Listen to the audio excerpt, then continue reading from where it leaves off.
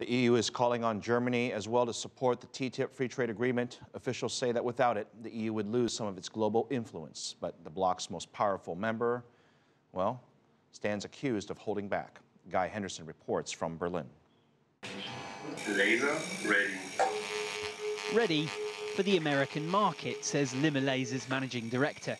This fourth-generation CO2 laser slices out tumours. It's the kind of high-tech product that Germany is renowned for, and a classic example of why its companies might do well across the Atlantic if the biggest trade deal in history ever happens. It's widely used in German hospitals, but right now, US sales are zero. I think the biggest benefit would, of course, be a better market access in that case, which would be beneficial not only to us, but also to the US in that case, because in the end, if we have a better opportunity to bring in better technology into certain regions, then it's no bad thing for anybody. Medical supplies are only the start. The Transatlantic Trade and Investment Partnership aims to streamline trade between the US and Europe in everything from cars to cosmetics. 3 months into the job, though, the EU's new trade commissioner is having a tough time convincing one country in particular. 40% of Germans still oppose TTIP. Support elsewhere in the Union is far higher.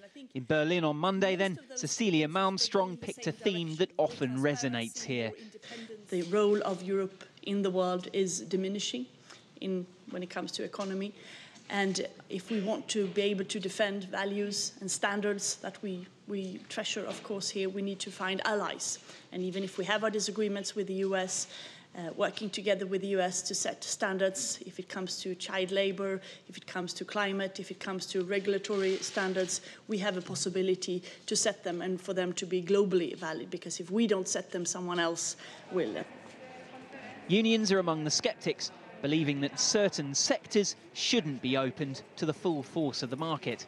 They target at liberalization of public services, on public procurement and things like this, and that's we see a threat for the high level of social security, for example, in the European states.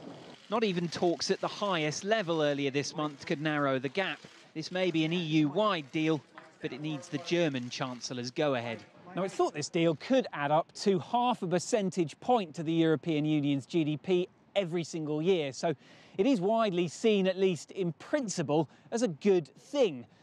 The problem, once again, seems to be trying to get Europe's politicians to speak with one voice, and if they don't do soon, well, the US election campaign will be ramping up, and the entire deal could be put on the back burner.